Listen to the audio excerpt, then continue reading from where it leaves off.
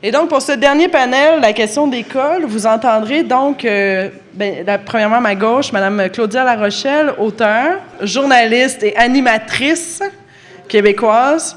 Elle a notamment fait paraître le recueil de nouvelles « Les bonnes filles plantent des fleurs » au printemps, le roman « Les îles Canaries » et l'essai « Je veux une maison » faite de sorties de secours, réflexion sur la vie et l'œuvre de Nelly Arcan, ainsi que la série jeunesse à succès « La Doudou qui », vendue à plus de 35 000 exemplaires au Québec et en France. Elle a animé pendant 6 ans l'émission Lire. Elle est chroniqueuse sur Ici Radio-Canada et au Téléjournal et à l'émission radiophonique Plus on est de fou, plus on lit sur Ici Première. Elle siège depuis 2017 au conseil d'administration du Festival international de la littérature.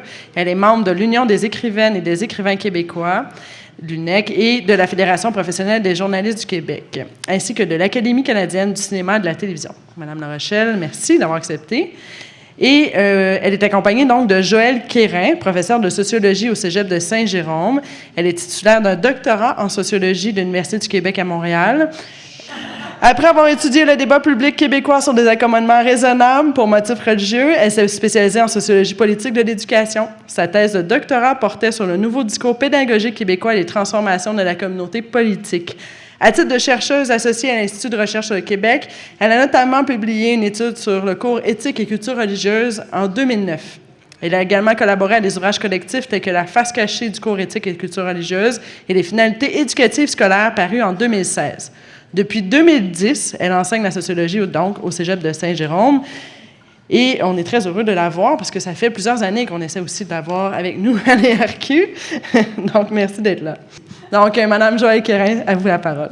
Alors, merci beaucoup aux gens de l'ERQ de m'avoir invité. Merci. Je pense que ce serait le moment de remercier chaleureusement Martine Desjardins pour son excellent travail d'animation.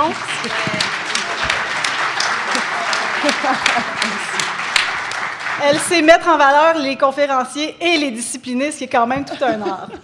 Alors, en ce qui me concerne, donc, je vais vous parler du cours Éthique et culture religieuse. La question qui est posée, faut-il abolir éthique et culture religieuse? Je vais commencer avec une anecdote et ne vous en faites pas, je ne me limiterai pas à l'anecdote, mais je pense que ça va nous guider pour la suite des choses.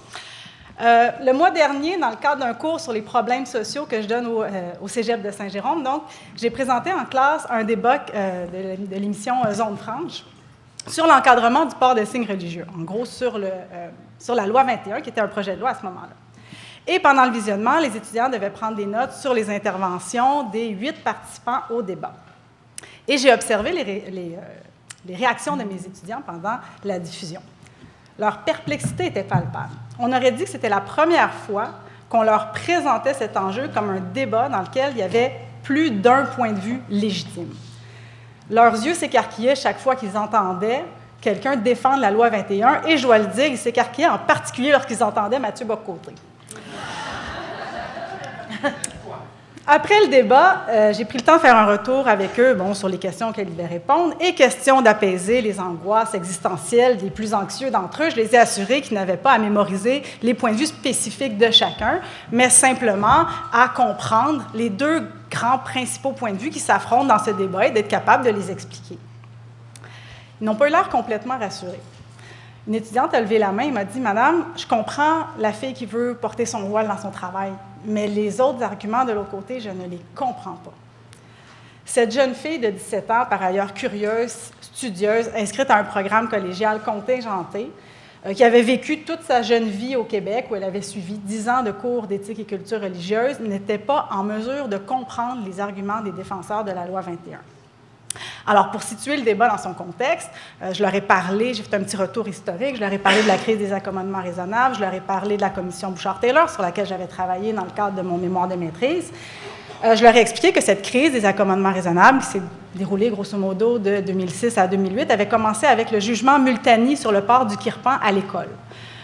Alors, je leur ai demandé s'ils savaient à quelle religion on pouvait associer le port du kirpan. Je me disais qu'ils pourraient au moins répondre à cette question.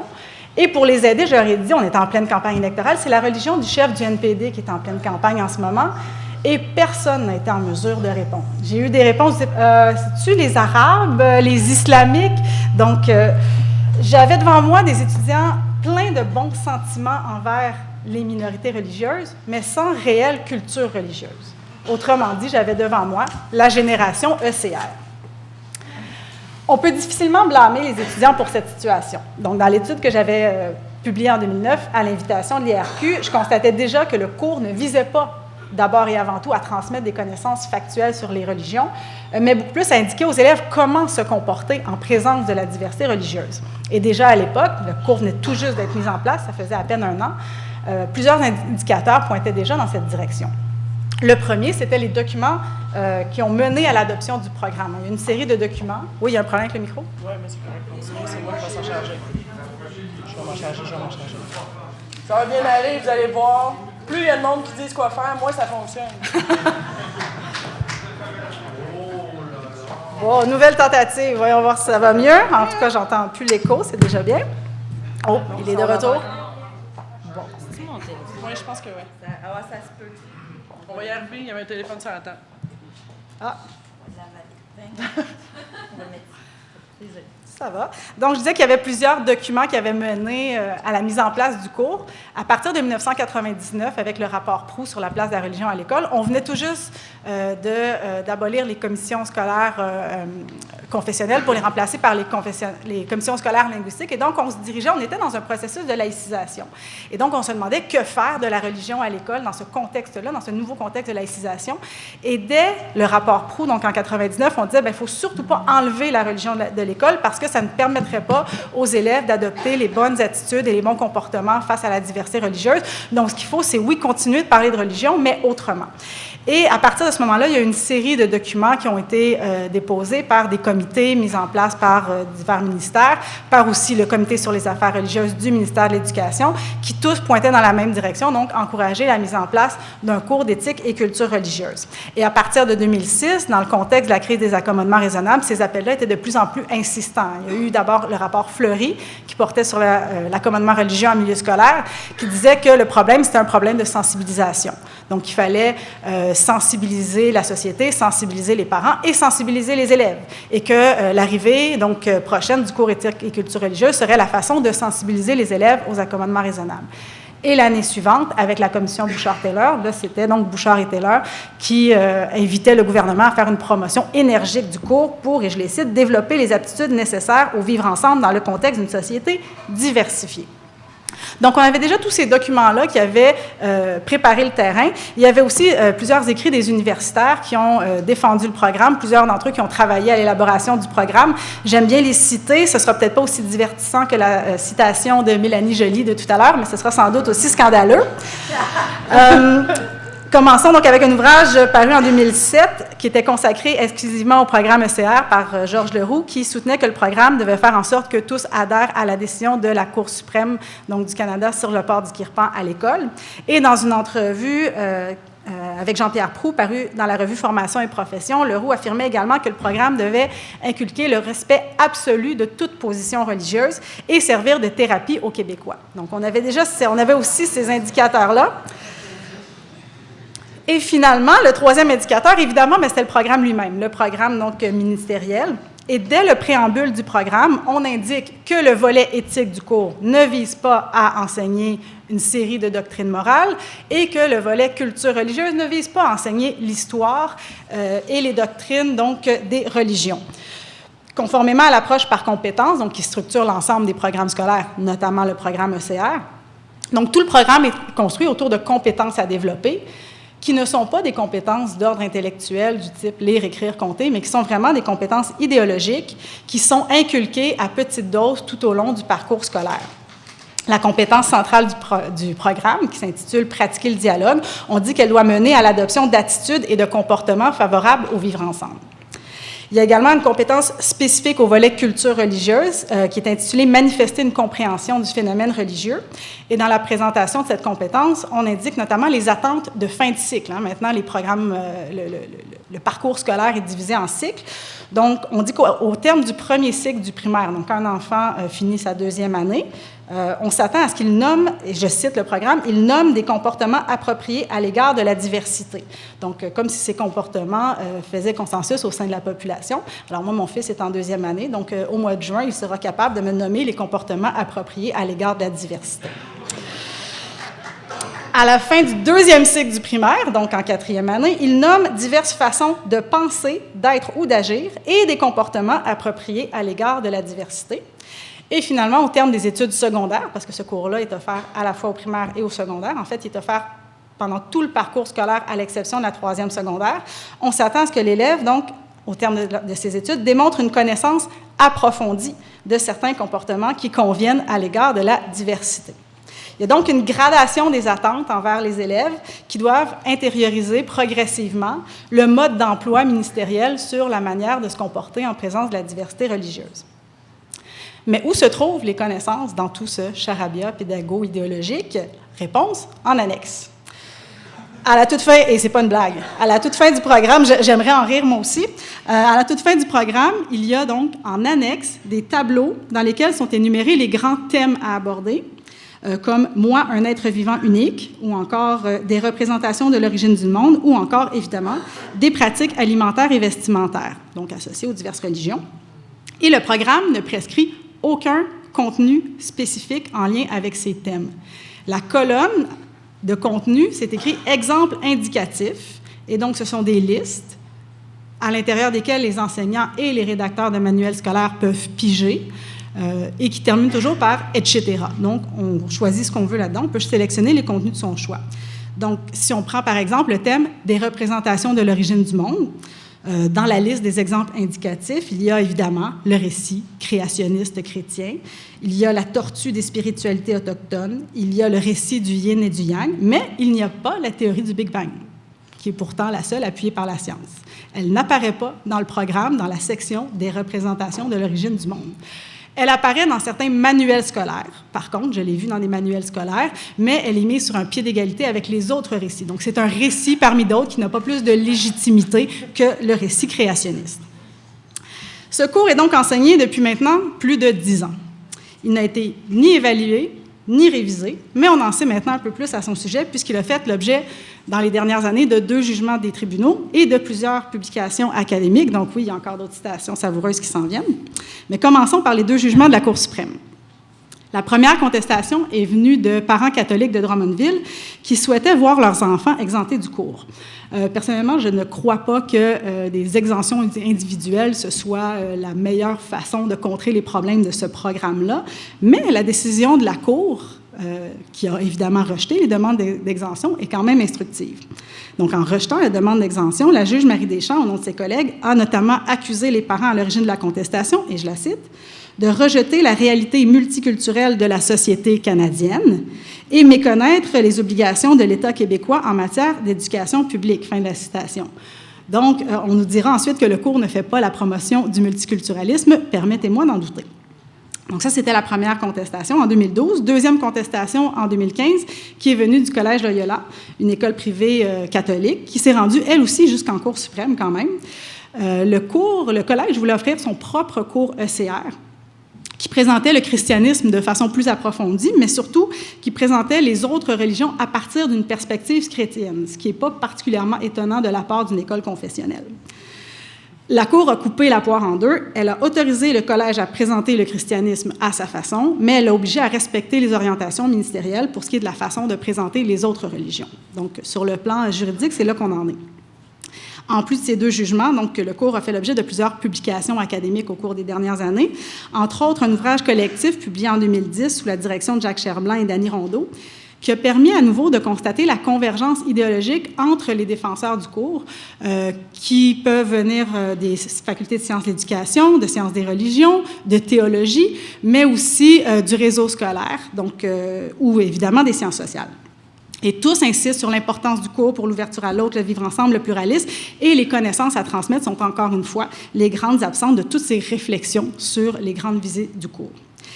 Le chapitre rédigé par le théologien Fabrice Blé est particulièrement éclairant. Il affirme, je le cite, « Ce qui caractérise plus fondamentalement le programme, c'est sa portée politique. » Il indique aussi que le programme est innovateur et prometteur, moins par les éléments de contenu sur les religions qu'il propose que par l'esprit dans lequel il entend les transmettre.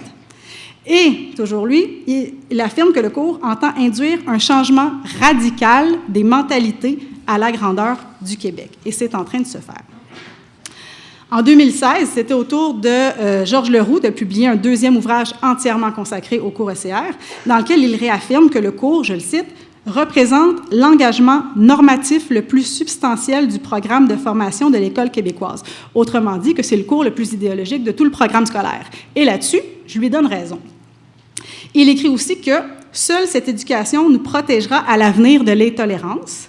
Et il rappelle que le cours ECR n'est pas, encore une fois, un cours d'histoire ou de sociologie des religions présenté selon une approche encyclopédique. Quand on veut dire qu'il n'y a pas de contenu, on dit qu'il n'y a pas de contenu encyclopédique.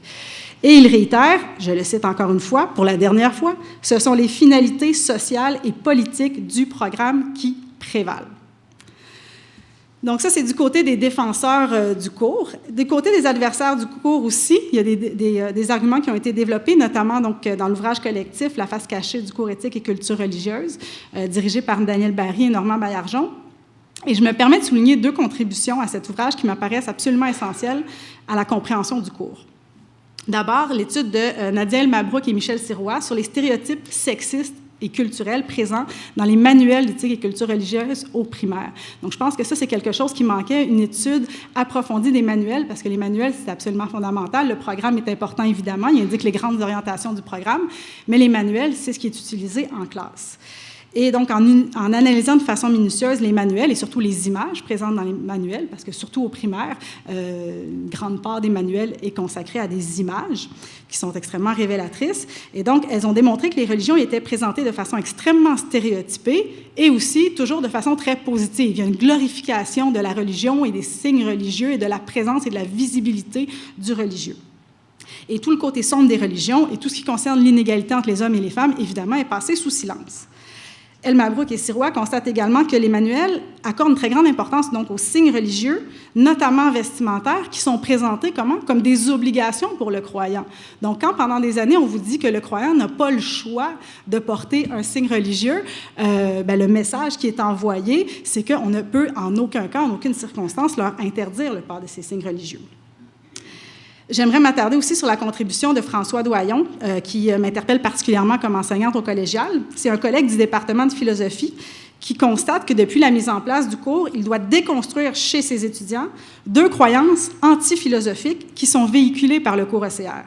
D'abord, le relativisme, donc l'idée que toutes les convictions religieuses se valent et ne peuvent donc pas être critiquées, et la valorisation de la foi, l'idée qu'il est bon de croire sans preuve. Et alors, imaginez comment il se trouve, lui, comme professeur de philosophie, qui doit donner un cours intitulé « Philosophie et rationalité » et qui se fait donc accuser d'intolérance, de racisme et de fermeture à l'autre, juste parce qu'il essaie d'aborder les croyances d'un point de vue rationnel. Et quand on sait que Georges Leroux plaide depuis plusieurs années pour un plus grand arrimage entre le cours ECR et les cours de philosophie au collégial, il y a, disons, matière à inquiétude. Donc, quel bilan peut-on tirer de ces 10 années d'enseignement d'ECR? Essentiellement, que le caractère idéologique du cours a été confirmé. Il a été confirmé tant par les tribunaux que par les universitaires. Il a été confirmé tant par ses défenseurs que par ses adversaires. Je persiste et je signe, il s'agit d'un véritable endoctrinement et on constate dans le programme, on le constate dans les manuels et on en voit les effets dans les cégeps. D'ailleurs, plusieurs sondages récents témoignent du clivage entre la génération ECR et les autres générations. En novembre 2018, donc il y a un an, un sondage Léger Marketing révélait que les milléniaux étaient la seule génération à considérer de façon majoritaire qu'il était acceptable pour un enseignant de porter un signe religieux. Et en mai dernier, le président de la CSN, Jacques Letourneau, a d'ailleurs invoqué l'évolution de la société et l'arrivée d'une nouvelle génération de militants pour justifier la décision de la centrale syndicale de s'opposer à la loi 21, alors que 6 ans plus tôt, elle avait appuyé la Charte des valeurs du Parti québécois, qui était pourtant beaucoup plus musclée. Et plus récemment, dans le cadre de la campagne électorale fédérale, les résultats de la boussole électorale de Radio-Canada révélaient que la tranche d'âge des 18-24 ans, je pense que c'est important de prendre cette tranche d'âge-là, des fois on a tendance à les noyer dans les 18-34, mais il faut s'intéresser aux 18-24, c'était donc la génération la plus fortement opposée à la loi 21. En fait, chez les répondants de cette tranche d'âge, il y avait 3 fois plus d'opposants à la loi 21 que de partisans de la loi 21. Le gouvernement Legault se trouve donc dans une situation contradictoire et, à mon avis, absolument intenable. D'un côté, il adopte une loi qui interdit le port de signes religieux de la part des employés de l'État en position d'autorité. Et de l'autre, il continue de défendre un programme qui fabrique depuis plus de 10 ans une génération qui considère qu'une telle interdiction est une négation des droits fondamentaux. Et donc, si le premier ministre est sérieux lorsqu'il affirme qu'au Québec, c'est comme ça qu'on vit, bien, peut-être qu'il devrait en parler à son ministre de l'Éducation. Obnubilé par son projet de maternelle 4 ans, le ministre Roberge ne semble pas particulièrement pressé de s'attaquer au cours ECR. Il l'a d'abord défendu en décembre 2018 en entrevue au Franc-Tireur. Ensuite, il a ouvert la porte en février dernier à une révision pour y inclure un peu plus d'athéisme, parce que c'est vraiment un élément qui est absent du programme ou quasi absent du programme. Et cet automne, il a ouvert la porte aussi, encore une fois, à une révision du programme, mais cette fois-ci pour y inclure une autre patate chaude, qui est le nouveau cours d'éducation à la sexualité. Et au ministère de l'Éducation, on confirme que les consultations pour une éventuelle révision du cours devraient avoir lieu dans les prochains mois et que les modalités seraient connues bientôt. Donc, si le ministre va de l'avant, on risque de se retrouver avec un cours ECR 2.0, avec les mêmes fondements idéologiques, mais où on parlerait un peu d'athéisme et un peu de sexualité. Il me semble que les enfants du Québec méritent qu'on abolisse une fois pour toutes le cours éthique et culture religieuse. Bravo!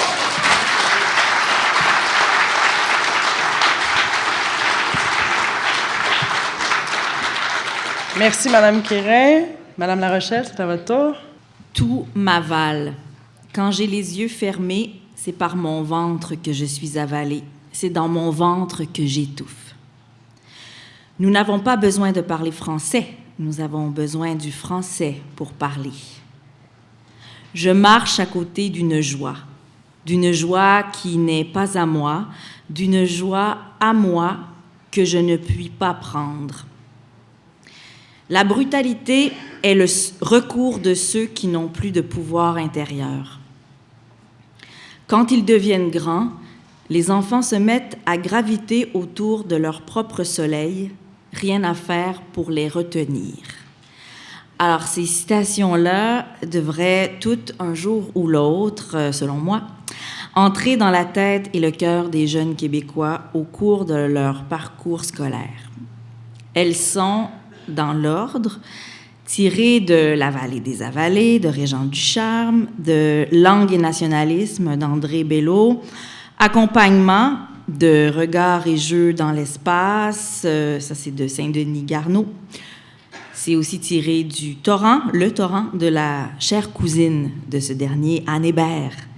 Et enfin de La Mémoria de Louise Dupré.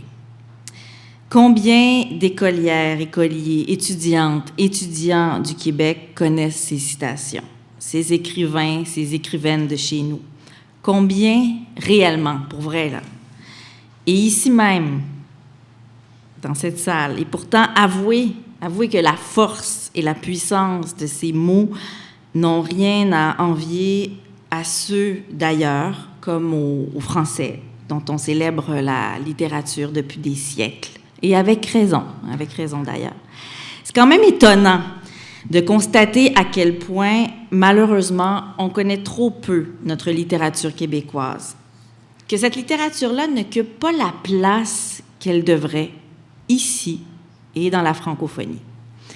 Là, je viens de citer des grands qui datent un peu, là, sauf Louise Dupré, plus jeune, bien vivante aussi, mais j'aurais aussi pu me lancer dans des citations qui proviennent de nos contemporains ou d'écrivaines, écrivains émergents, qui rayonnent un peu partout, ici même, mais aussi à travers le monde.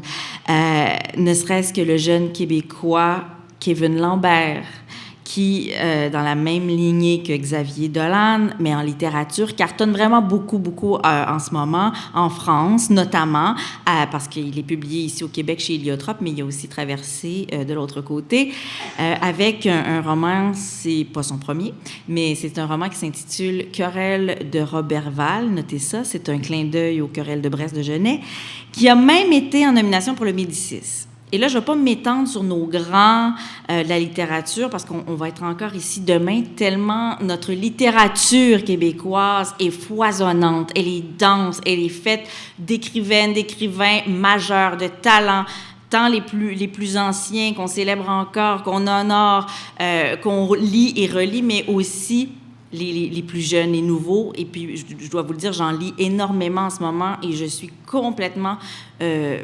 fascinée de voir à quel point on a de grands talents ici du côté de la littérature. Donc, on a de quoi être fiers et il serait très bon d'insister pour que ces écrivains-là, écrivaines-là soient très rapidement présentés à nos jeunes sur les bancs d'école. Donc, il faut agir rapidement parce qu'il ne faut pas les oublier. Ils sont là, ils sont présents, ils sont là pour rester. Je vais vous parler aussi de la transmission très rapidement, la transmission de la littérature. Je ne vais pas m'attarder sur les données concernant le taux d'analphabétisme au Québec, parce qu'on le sait, c'est pas la joie. Il y a mieux à faire. Et il y a d'autres organismes qui sont vraiment mieux équipés que moi pour mener ce combat-là. Je parle souvent avec des gens qui sont impliqués dans différentes associations pour lutter contre l'analphabétisme. Puis je suis vraiment toujours impressionnée de voir à quel point, avec si peu de ressources, on met des ressources, on met des talents de l'avant. On est là pour faire en sorte que ces organismes-là puissent rejoindre le plus de gens possible puis faire une différence dans la société.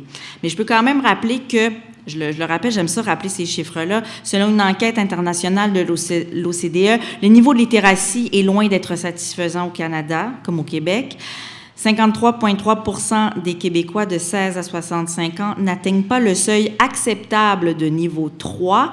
C'est un seuil qui confère la compétence de comprendre et intégrer des textes longs et denses. Alors, c'est 53,3 % des Québécois de 16 à 65 ans. Au Japon, dans la même tranche d'âge, là, dans le même groupe, là, donc on parle toujours du niveau 3, c'est 27,7 %. Alors, c'est un exemple comme ça. Comme dans le cas de la mise à l'avant-plan de la littérature québécoise, la lutte à l'analphabétisme passe aussi par la transmission de la lecture, le développement d'une culture de la lecture, dès le plus jeune âge. Bref, il faut appâter les petits très solidement dès le berceau, faire en sorte que les mots, ce qu'on lit, ce qu'on écrit, deviennent nécessité, deviennent un besoin, une passion, très rapidement. Ou tout au plus, une espèce d'inclinaison naturelle et normale. Ça se passe, et ça je l'ai dit, mais bien avant l'entrée à l'école, où, et j'y reviendrai, plusieurs bibliothèques scolaires sont dégarnies, sont honteuses. Je veux dire, c'est honteux de voir ça. Ils sont souvent inexistantes. Je prends toujours l'exemple de la bibliothèque scolaire où va ma fille, dans le quartier Rosemont, à Montréal. Donc, dans son école primaire, elle est en première année. C'est sûr que la première chose qui m'a intéressée, puis la première question que j'ai posée à la direction scolaire, c'est mais il est où la bibliothèque? J'aimerais la voir. S'il faut, je peux faire du bénévolat. J'ai juste ça à faire. J'ai du temps. J'adore les livres. Alors, je veux faire ça. Je veux m'impliquer. Mais on n'a pas de bibliothèque, comme on m'a répondu. Alors, j'ai fait une enquête autour. Pas de bibliothèque, pas beaucoup d'écoles dans le quartier Rosemont. Puis c'est pas le quartier le moins bien nanti, là, disons ça comme ça. Là. C'est un quartier où les gens sont assez instruits, les gens sont impliqués dans leur communauté. De mieux en mieux, ça se passe bien. Il y a des bibliothèques aussi municipales tout près qui sont dynamiques, pétillantes, mais dans les écoles, rien.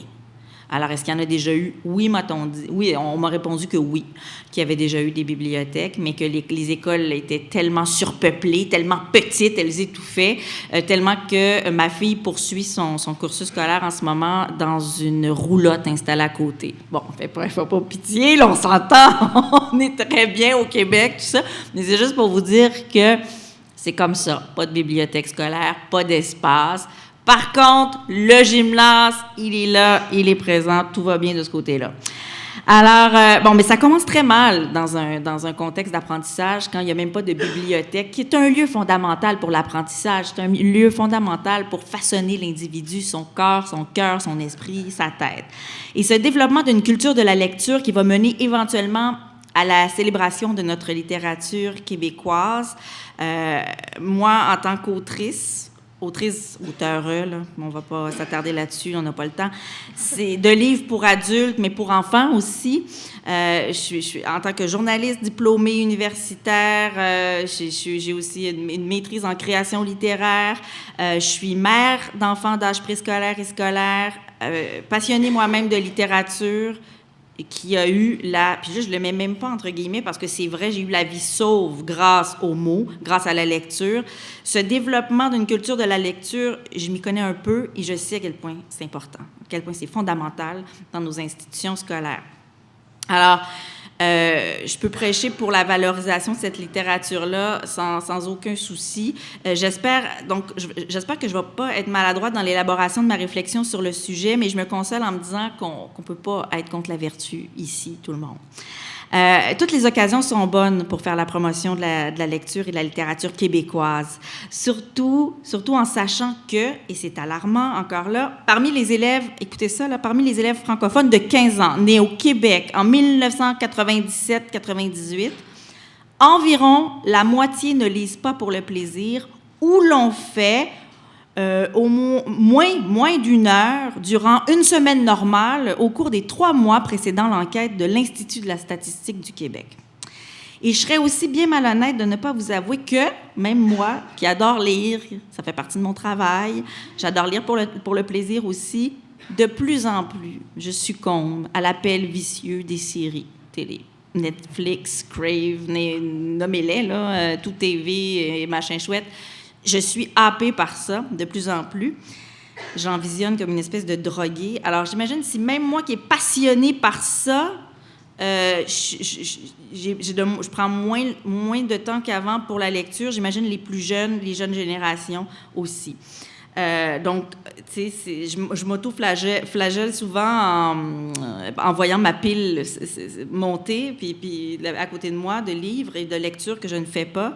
Puis je me dis, mais les jeunes générations, si la littérature n'est pas présente, la littérature générale, mais la littérature aussi de fiction, la littérature québécoise, c'est pas présent dans leur parcours scolaire, c'est pas présent à la maison, ni si on n'intègre pas ça dans leur passion, on en est où, là, avec qu'est-ce qu'on va faire? Selon le New York Times, ça c'est intéressant aussi, lire davantage fait partie des 3 résolutions les plus populaires du mois de janvier. Oui. Avec le projet de maigrir et celui d'arrêter de fumer.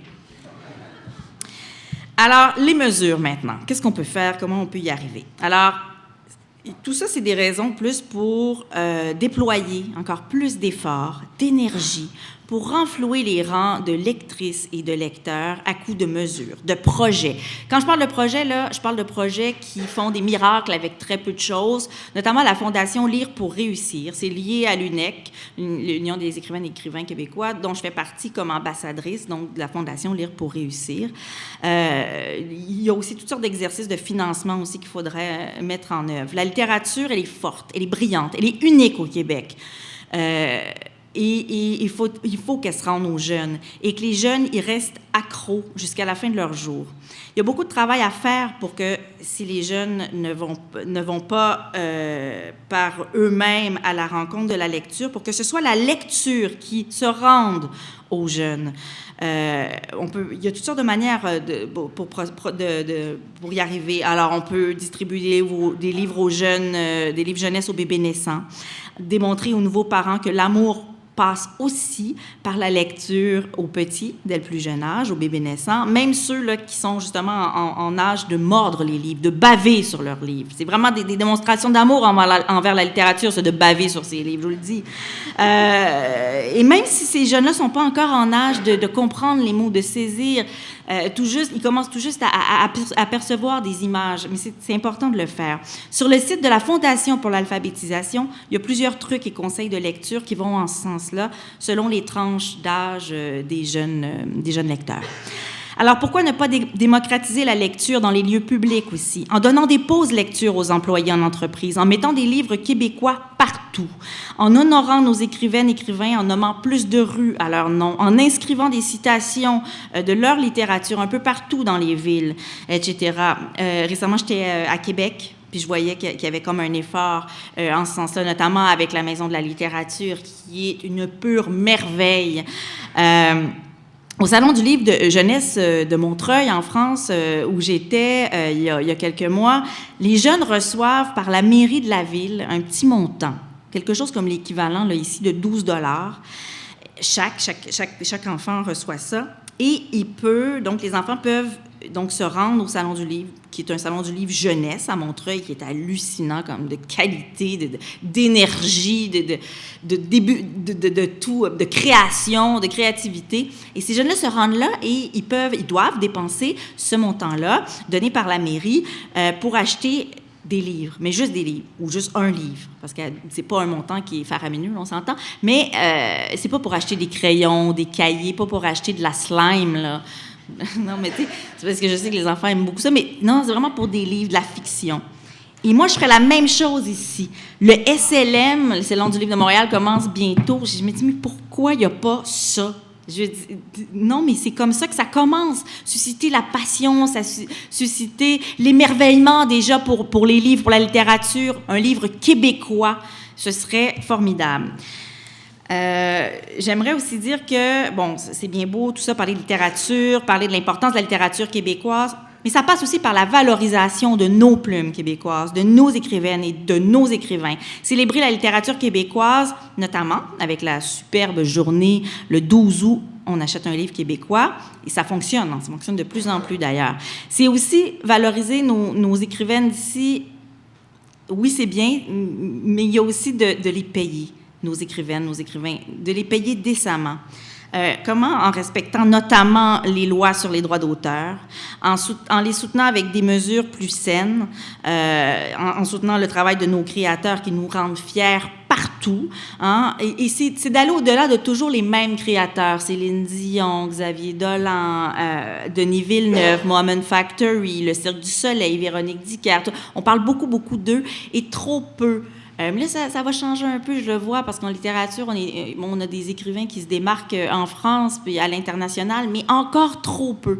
On valorise beaucoup ce qui est le cinéma, la chanson, la musique, nos grands réalisateurs, tout ça, mais vraiment trop peu, selon moi, les écrivains. Et pourtant, quand vient le moment, on aime ça parler de notre culture, ce dont on est fiers ici au Québec. Pensons à nos écrivains aussi. Je côtoie les écrivains depuis plusieurs années quand même, étant moi-même autrice, mais j'ai plusieurs amis autour de moi qui le sont. Je les vois, je les interviewe, je fais des entrevues avec eux. On se parle dans la confidence, mais aussi de manière plus publique. Et je suis vraiment bien placée pour vous dire que financièrement, en lien avec les revenus de leur création, les auteurs canadiens et québécois surtout tirent le diable par la queue. Vraiment. Là, je n'invente pas les chiffres parce que c'est des chiffres qui viennent de l'UNEC et ces chiffres-là le prouvent. Selon la dernière enquête d'envergure sur les revenus des écrivains québécois, en 2008, les 2/3 des écrivains québécois ont obtenu moins de 5 000, pas 50, ce serait un rêve, j'arrêterai tout, 5 000 de leur travail de création littéraire. Seulement une trentaine ont déclaré un revenu de création de 60 000 $ ou plus. Le revenu médian provenant de leur création, de la création littéraire, n'était que de 2 450 $. OK? Alors, ça, c'est des données fournies par l'UNEC et elles donnent froid dans le dos. Ces auteurs-là, plusieurs comptent parmi nos meilleurs là, au pays. Il y en a là-dedans qui gagnent des prix. C'est quand même fou là, de voir ça. Certains de ces auteurs-là, la plupart doivent faire autre chose, évidemment, mais c'est pas toujours des métiers comme dans l'enseignement, ou c'est pas toujours des journalistes non plus, ou c'est pas toujours des gens qui travaillent dans ces sphères-là. Il y a beaucoup de gens qui sont barman, des brancardiers, des facteurs aussi, j'en connais, des facteurs qui exercent, qui travaillent dans le milieu de la poésie, entre autres, parce qu'il faut bien payer le loyer. Voilà. Alors que de vivre mieux de sa plume soit désormais devenu un exploit dans une société supposément instruite et ouverte comme la nôtre, c'est un non-sens. Encore plus avec un taux de diplomation québécois qui est affolant, selon les dernières statistiques. Alors, c'est rien pour aider. On ne dira jamais assez que lire à l'école favorise la réussite scolaire des filles et des garçons, car oui, les garçons lisent eux aussi, et beaucoup même. En plus de tous les autres avantages qui viennent avec la lecture sur la culture générale, l'estime de soi, l'altruisme, le rapport au monde, etc. Une société qui se respecte et qui peut aspirer à sa longévité, ça commence par une société qui a foi en ses écrivains. Alors, il y a les bienfaits de la lecture. Je pourrais m'étendre sur le sujet, mais là, je vois que le temps passe. Mais j'aimerais quand même vous lire la citation du pédopsychiatre Marcel Ruffo, qui dit, lui, il disait ça dans Le Parisien, que lire, c'est une chance d'aller mieux. Un livre peut être un médicament. Alors, on n'arrête plus de parler de dépression chez les jeunes, d'anxiété, des taux, là, des données qui sont assez angoissantes, justement, sur le niveau d'angoisse de nos jeunes, qui est de plus en plus effarant. Beaucoup de données que je lisais récemment, beaucoup de spécialistes, de professeurs, de gens qui ont travaillé sur ces dossiers-là disent que la littérature est peut vraiment aider, servir de médicament justement pour apaiser. La littérature peut servir de baume sur le cœur, baume sur les esprits, baume sur les angoisses aussi. Et je suis assez d'accord là-dessus. J'ai moi-même fait mes mémoires de maîtrise en création littéraire sur les bienfaits de la littérature pour apaiser, sur l'âme humaine, comment ça peut justement être en lien avec la dépression notamment, ou du moins aider à s'en sortir. Alors, il y a toutes sortes de liens là-dessus aussi que vous trouverez en ligne. Juste avant de terminer, j'aimerais ça dire une chose. Je sais que vous en avez entendu parler du Lab École, cet organisme sans but lucratif qui est tout à fait correct, qui vise à rassembler une expertise multidisciplinaire pour concevoir l'environnement des écoles de demain. Il y a Ricardo aussi qui est là pour le volet alimentation, Pierre Lavoie pour les sports, l'activité physique, Pierre Thibault pour l'architecture. Mais il n'y a rien en littérature. Pourquoi on n'a pas pensé mettre quelqu'un comme figure de représentation, mais une figure qui va penser, réfléchir au modèle du Lab École dans les institutions? C'est très étrange que ce soit pas là parce que c'est fondamental et c'est très important pour notre société de demain pour façonner le citoyen de demain au Québec, d'avoir ce genre d'initiative-là dans nos écoles. Alors, ça manque dans le Lab École. Moi, je rêverais même qu'on nomme un poste neutre officière, pourquoi pas, parce que là, au Lab École, il y a juste des hommes d'ailleurs, officière à la lecture et à la littérature québécoise. Quelqu'un qui verrait à ce que la littérature occupe une place de choix dans nos écoles, donc qu'elle fasse partie des programmes, que des écrivains soient invités, souvent des écrivains québécois, qui soient invités dans les écoles, mais pourquoi pas faire des résidences d'écrivains dans chacune des écoles? Ben, je rêve, moi j'aime ça. Alors, et que ces écrivains-là soient représentés justement selon les sexes des auteurs aussi, parce qu'il y a encore un problème dans les cursus scolaires. Les écrivains dont on parle le plus, les écrivains québécois dont on parle le plus dans les écoles sont souvent des écrivains hommes. Encore en 2019, on a fait du progrès, mais on n'est pas encore arrivé à ça. Il y a des études qui vont sortir durant le Salon du Livre. D'ailleurs, vous verrez ça. Ça va vraiment t'intéresser, Martine. C'est sûr. Oui, tu suivras ça. Alors voilà, j'aurais plein de choses à dire. C'est pas juste négatif, mais je voulais juste quand même témoigner de l'importance de l'enseignement de la littérature québécoise à travers la scolarité des jeunes Québécoises et Québécois. Merci beaucoup de m'avoir invité à l'IRQ puis de l'attention que vous avez eue envers mon petit témoignage. Merci. Merci. Je m'appelle André Sirois. J'ai quelques mots au sujet du Kirpan, du jugement sur le Kirpan. Une affaire très simple. Ce jugement-là est une aberration. Si, avec le jugement, le jeune homme en question peut aller à l'école avec un vrai kirpan dans son turban, et alors que à Amritsar, au Punjab, qui est le Vatican des Sikhs, les enfants, les jeunes garçons ne peuvent pas aller à l'école avec un vrai kirpan dans leur turban. On leur vend des miniatures en tôle, enfin l'équivalent de la tôle, le fer blanc, voilà. On leur vend des miniatures en fer blanc, et je le sais pour la bonne raison que j'en ai acheté comme souvenir pour mes neveux. Et c'est tout de même extraordinaire que maintenant, les jeunes garçons sikhs ont plus de droits au Canada qu'ils n'en ont dans leur pays d'origine ou au Vatican des Sikhs. Par ailleurs, j'aimerais ajouter que j'en ai profité quand j'ai commencé à examiner ça. Je trouvais l'affaire absolument consternante. J'ai téléphoné au service de sécurité de l'aéroport d'Amritsar et j'ai demandé « Permettez-vous aux hommes, c'est des hommes de toute façon, de monter avec un kirpan dans leur turban, de monter dans les avions ?» Réponse « Non. Pourquoi est-ce que vous nous posez cette question ?» Et, en plus, je me suis adressé au directeur de la sécurité des Nations unies pour l'ensemble des Nations unies à travers le monde.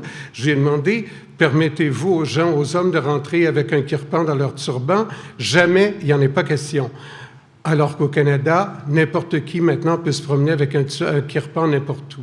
C'est une aberration, il faut le répéter. Merci pour votre commentaire. Micro gauche. Bonjour, David Santarossa, enseignant. Je pense que les deux conférencières parlent un peu de la même chose, c'est-à-dire que l'approche par compétence mène d'une certaine manière à l'analphabétisme, d'une certaine manière. C'est-à-dire qu'on va parler de compétences générales, hein, comme la compétence lire. Or, un bon lecteur, ça existe pas vraiment. Je m'explique. Je me considère comme un bon lecteur, mais si j'ai devant moi un texte en astrophysique, je vais absolument rien comprendre. C'est-à-dire qu'une compétence ne flotte pas dans les airs. Une compétence est toujours disciplinaire. Ça, c'est important de le comprendre. Et avec l'approche par compétence, où est-ce que, justement, on a des compétences qui flottent dans les airs, sans contenu disciplinaire, bien, évidemment, ça mène à des formes d'analphabétisme ou du moins de grandes difficultés de lecture. Et en ce sens-là, c'est important de comprendre que le cours de CR est peut-être l'aboutissement de l'approche par compétence. Et ça, je vois hocher de la tête Mme Quérin. Donc, c'est totalement ça. Hein? Donc, les cours de mathématiques et de français sont un peu mis de côté, mais vraiment, le cours de CR, c'est vraiment l'aboutissement où est-ce que les théories les plus radicales ont été appliquées, je vous dirais. Là, je vous le confirme. Merci. Merci. On aurait long à dire sur l'approche par compétence, croyez-moi. Micro droite. Bonjour, je m'appelle Denis Lakin, je suis étudiant à la maîtrise en littérature russe, donc tout ce qui est littéraire m'interpelle. Et pour revenir à votre commentaire sur le manque de connaissances des jeunes quant à la littérature québécoise, vous ne voudrez pas aussi un peu repenser la façon dont on enseigne la littérature au secondaire, avoir une plus grande continuité de l'histoire littéraire de secondaire 1 jusqu'à 5, avoir une plus grande standardisation aussi des livres qu'on étudie d'école à école, comme ça on aurait un canon littéraire, des références littéraires communes, une conscience nationale littéraire. Et c'est une base à partir de laquelle on pourrait aussi développer l'intérêt pour la littérature, parce que là on essaie de le faire au cégep, mais désolé, c'est pas en 2 ans qu'un élève va assimiler toute la littérature mondiale et québécoise. Donc il ne faudrait pas peut-être un peu repenser aussi le cours au secondaire. Merci. Merci pour votre commentaire. Je vais aller donc ici, et ensuite on terminera avec les questions debout. Donc, mesdames, est-ce que vous voulez intervenir sur les commentaires? C'est surtout des commentaires, très peu de questions, mais... Oui, puis en fait, je suis d'accord avec les deux interventions concernant mon allocution. Par rapport au jugement sur le kirpan, effectivement, je pense qu'on n'a pas à avoir honte de s'opposer à ce jugement-là. Et effectivement, concernant le fait que éthique et culture religieuse serait l'aboutissement, la version la plus aboutie de l'approche par compétence, on dirait que vous avez lu ma thèse.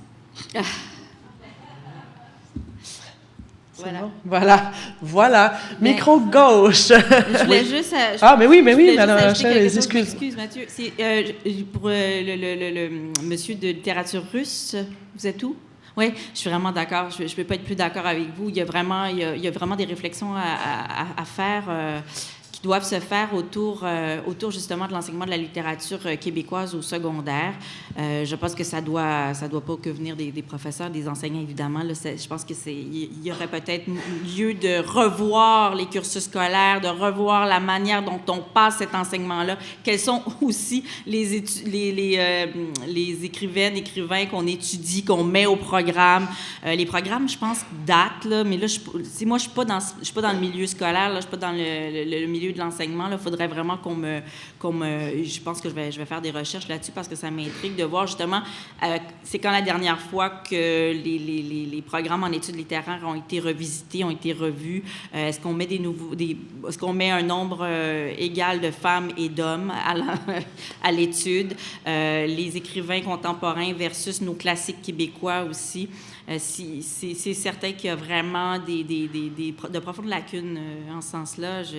Les étudiants arrivent au cégep, les élèves arrivent au cégep avec très peu de connaissances en littérature québécoise et ça se poursuit. J'ai des amis qui enseignent à l'université en littérature puis ils me disent à quel point c'est fou.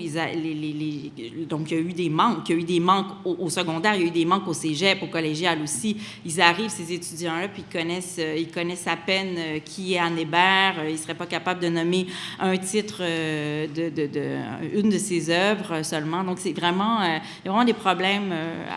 Il y a des choses à revoir, j'imagine. Faudrait voir, mais effectivement, votre réflexion est tout à fait juste. Mme Caron voulait ajouter, oui. Parce que, justement, ça, c'est en lien avec l'approche par compétence qui ne prescrit pas, justement, d'auteurs, qui ne prescrit pas d'œuvres à lire. Dans le fond, la compétence, c'est lire des textes variés. Et donc, l'important, c'est que l'élève soit en mesure de lire des textes variés et le contenu des textes a finalement bien peu d'importance et sont au choix et sont eux aussi en annexe. Donc, le problème qu'on voit dans l'éthique et culture religieuse, on le voit aussi dans les cours de français où l'œuvre, finalement, n'a pas d'importance dans la mesure où l'élève lit.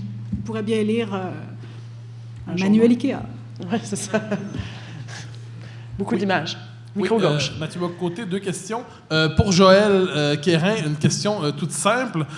Est-ce que tu crois possible, après le long endoctrinement des jeunes qui ont passé tout le primaire, tout le secondaire dans le CR, est-ce que tu crois possible d'opérer quelque chose comme un désendoctrinement relatif dans l'espace public d'une manière ou de l'autre? Est-ce qu'on sent chez eux une disponibilité? Est-ce qu'il y a des failles dans l'endoctrinement, disons ça comme ça, pour qu'on puisse sauver leur âme, comme auraient dit nos arrière-grands-parents? Et pour Claudia, je reprends en la développant la question de monsieur. Est-ce qu'il n'y aurait pas justement la nécessité d'établir à la fois à l'école, mais pas seulement, véritablement un canon, à tout le moins une liste, c'est une question qui revient souvent dans le milieu littéraire, mais un canon des classiques de la culture québécoise de manière assez, je dirais, affirmative et autoritaire. Pour affirmer ces œuvres sont essentielles, ces œuvres parlent pour nous. Il y aurait différents critères de sélection, j'en doute pas, plus d'hommes, plus de femmes, qu'importe, mais il y aurait cette idée que certaines œuvres ne sont pas négociables. Certaines œuvres sont fondamentales, et de ce point de vue, est-ce que toute revalorisation de la littérature québécoise au secondaire et au cégep, pour l'essentiel, ne passe pas par une réaffirmation incarnée de cette culture à travers certaines œuvres dont on ne devrait pas avoir le droit de se détourner finalement? Ça ferait beaucoup de chicanes. Ce sera des heures et des heures de plaisir. Bien sûr, vive la querelle. On aurait du fun, on aurait du plaisir à débattre de qui on met au cursus obligatoire, quels seraient nos classiques. Oui, c'est certain, parce qu'il y a des classiques. Hey, la littérature québécoise, on a beau être une très jeune nation, mais la littérature québécoise, c'est quand même, elle a déjà des classiques qui commencent à dater, mais qui peuvent très bien, est tout à fait intéressant encore à revisiter aujourd'hui. Mais il y en a de nouveaux classiques aussi qui se sont installés dans le paysage littéraire. Donc, effectivement, moi, je pense que ce serait bien d'avoir justement peut-être une partie où il y aurait des titres non négociables, comme tu dis, puis peut-être une partie où, justement, ce serait plus libre au choix du professeur, évidemment, parce que le professeur de littérature est, dans la plupart des cas, quelqu'un qui aime la littérature, qui aime lire et qui s'y connaît énormément assez pour avoir choisi d'enseigner ça puis de passer sa matière. J'en connais des enseignants en littérature qui sont extrêmement doués et suffisamment passionnés, justement, pour aimer avoir ce choix-là entre les mains, avoir cette possibilité-là d'instaurer au programme des œuvres parfois assez novatrices, assez originales. Et c'est aussi avec ça qu'on va chercher les jeunes, parce que je le répète, si la littérature va pas... c'est quoi que vous dites? Si la lecture ne va pas vers les jeunes, il faut que... Non, si le jeune ne va pas vers le livre, il faut que le livre se rende jusqu'aux jeunes. Et c'est avec des choix audacieux, parfois aussi, qu'on va aller les chercher. Voilà. Un débat littéraire, on aimerait ça, mais on était encore au choix de... Non, mais je suis désolée, on était encore aux questions. Madame La Rochelle a juste pris le micro, je l'ai laissé faire. Micro droit. Mais vous étiez tellement emballés, je ne pouvais pas vous arrêter. Micro droit. Henri-Paul Bronsard, étudiant en histoire à l'Université de Montréal. J'étais venu m'inscrire aujourd'hui parce que j'étais déprimé. Puis je trouve qu'en fin de journée, ça va mieux. Je voulais attirer votre attention que dans l'histoire, on a fait allusion au rapport Durham. Et n'oubliez pas que le rapport Durham disait surtout ils n'ont pas de culture, ils n'ont pas d'histoire, ils n'ont pas de littérature. Et puis, vous avez aussi parlé que l'analphabétisme au Québec, 50%. Moi, j'étais déprimé toujours depuis jusqu'à ces récentes semaines. Et est-ce qu'il ne faudrait vraiment pas se poser la question, et je vous la pose aussi, on est analphabète, mettons, en gros, à 50%. Il faut faire attention. N'oubliez pas, Littératie. mais n'oubliez pas que dans les années 60, il y avait 10-15%. On a fait un merveilleux progrès jusqu'à 50%. Est-ce qu'il ne faudrait pas continuer? Merci pour votre question. Donc, dernière question de la journée. Aucune pression, Louise. Louise Blanchard, la Société nationale des Québécois du Suroît, une travailleuse sociale à la retraite. La littérature, oui, ça a toujours été important. Et je vous laisse questionner à se dire, tu parlais qu'on est sollicité énormément puis que ça nous donne moins de temps. Moi, en tout cas, si mes filles n'avaient pas aimé lire, je me disais, je m'en vais en vacances, je veux qu'ils s'ennuient puis ils vont lire. Alors, je pense que l'ennui, des fois, chez l'enfant, oui, ça peut amener, s'il y a à sa disposition des livres, ça aide. Fait que peut-être moins les inscrire dans toutes sortes d'affaires. Je ne sais pas si c'est pensé, là, mais... Merci, Louise, de votre commentaire. Donc, mesdames, vous avez le mot de la fin. Il y a quand même plusieurs questions. Il y a notamment une question en suspens aussi pour Joëlle Quérin. La faille. Je suis bien ambivalente par rapport à ça. J'essaie d'être optimiste, mais en même temps, c'est qu'il n'y a pas seulement éthique et culture religieuse, il y a tout un air du temps aussi. On parlait ce matin de l'estime de soi, de la culture de l'estime de soi, de la culture de l'individu centré sur son nombril. Et ça, c'est pas seulement en éthique et culture religieuse, c'est dans notre culture scolaire et Stéphane Kelly le disait, dans notre culture familiale aussi. Donc, la tâche est assez importante pour aller justement chercher la faille dans toute cette entreprise qui finalement déborde la question d'éthique et culture religieuse. Je pense que c'est important, et c'est ce que j'essaie de faire dans mes cours, quand il y a des objets de débat, mais de leur présenter justement comme des débats et de les initier à tous les argumentaires, à toutes les positions, pour qu'ils puissent se faire une tête. Mais il ne faut pas se leurrer. Le fait d'une fois, comme ça, dans un cours de sociologie, leur dire, bien, vous savez, il y a plusieurs points de vue, vous devez être en mesure de les entendre, de les comprendre, de les présenter dans un texte pour montrer que vous avez compris les deux côtés de la médaille. Bien oui, c'est un début, mais quand ça fait 15 ans qu'on leur présente un seul discours, ça ne se fait pas en criant ciseaux. Mais je pense qu'il faut faire l'effort, ne serait-ce que sur le plan intellectuel, d'être capable d'entendre un autre point de vue que le sien, puis d'être capable de le comprendre. C'est absolument fondamental pour des étudiants du cégep notamment. Est-ce qu'on peut aller plus loin que ça? Pour l'instant, en tout cas, ce n'est pas encourageant, malheureusement. Pas de faille. Ça reste à découvrir. Est-ce qu'on a la Rachel? Oui, bien, c'était pour revenir sur les deux questions. En fait, monsieur, par rapport à monsieur qui était déprimé, mais qui va mieux. Okay. Monsieur d'abord. Alors, je vais prescrire un beau livre pour ça. Non, mais c'est vrai, je suis prescriptrice. Bon, génial. Écoutez, juste pour vous dire que je suis d'accord que c'est vraiment mieux, mais il y a encore du progrès à faire par rapport à l'analphabétisme. Mais je parlais plus de littératie aussi, puis bon, parce que le terme est un peu galvaudé. Là, qu'est-ce que l'analphabétisme, tout ça? Bon, mais c'est pas grave, c'est pas important. L'importance là-dedans, c'était juste ce que je voulais dire, c'est que ça expliquait un peu la fragilité de la littérature et de notre littérature québécoise aussi.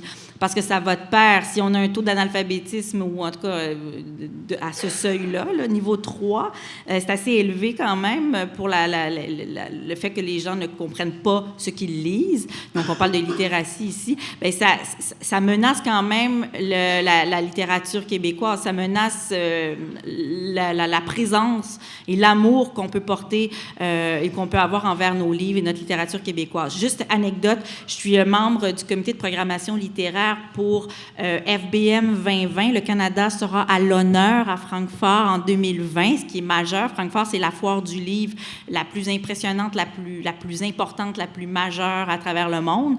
Les écrivains de partout s'y rassemblent. Et je travaille beaucoup avec des gens du Canada anglais. Et on doit, oui. Disparaître, c'est ça? C'est le titre de monsieur? Je ne sais pas si ça a été traduit en allemand. Je ne vous parlerai pas de nos critères de sélection, mais c'était juste une anecdote pour vous dire que on discute entre... on est 3 Canadiens anglais, moi du Québec, puis on parle beaucoup de littérature ensemble, et il y a vraiment un problème parce que la littérature québécoise, autant elle s'exporte à merveille du côté de la France, mais je vois qu'elle ne fait pas... les gens dans le reste du Canada connaissent très, très peu ce qu'on fait au Québec. Alors, elle est fragile en plus, autant... C'est raison de plus pour la célébrer, pour l'honorer, pour en faire quelque chose de majeur et d'important et d'essentiel. À chaque fois, quand je parle de nos écrivains québécois, puis que ça fait bi dans la tête des Canadiens anglais, je suis... vraiment consternée, là, ça me fait peur. Alors, c'est juste pour vous dire à quel point elle est fragile quand même. Et c'est pour ça qu'il faut... Oui, les 2 solitudes, j'ai été frappée par ça cette année. Je savais que ça existait, mais je n'avais jamais pris part à ça. Et là, je vois à quel point c'est majeur. Et Louise, elle est où? Ah oui, bonjour Louise. Alors, je suis tout à fait d'accord avec vous. Je pense qu'un des moyens, justement, pour s'éloigner de l'appel de la tentation et de l'appel du vice, c'est de se perdre dans un chalet avec une pile de livres, un chalet où il n'y a pas d'électricité, ce qui est tout à fait à l'ordre du jour aujourd'hui. Il n'y a pas d'électricité ici, oui, mais il y a plein d'endroits où il n'y en a pas. Alors, avec un livre à la chandelle, un bon verre de vin, je pense que c'est toujours l'idéal, justement, pour être en présence des livres et de ne pas avoir le choix de lire, justement. Et c'est à ce moment-là, je pense qu'on peut devenir accro et on peut voir à quel point ça peut être fondamental dans notre développement et dans notre émerveillement face aux mots. Voilà. Merci. Merci beaucoup, Mme Larochelle. Merci beaucoup, Mme Quérin. J'aimerais remercier évidemment notre directeur à la recherche, M. Mathieu Bock-Côté, d'avoir organisé, d'avoir amené tous ces panélistes intéressants. Merci, Mathieu, du travail qui a été fait.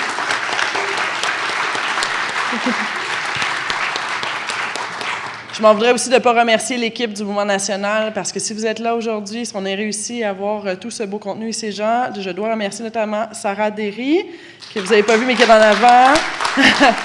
Noémie Archambault qui est derrière et qui ramasse tout en faisant le travail. Sophie Lemelin qui est partie. Lisa Léba et Laurence Albero qui récupèrent mais qui nous a aidés au niveau des communications. Merci aussi à André qui est là, qui fait des photos pour nous. Merci beaucoup. Et donc, au nom du Mouvement national des Québécoises et Québécois, au nom de l'Institut de recherche sur le Québec, je vous remercie. Je vous souhaite un rendez-vous à l'année prochaine. Bon retour chez vous et merci d'avoir été là.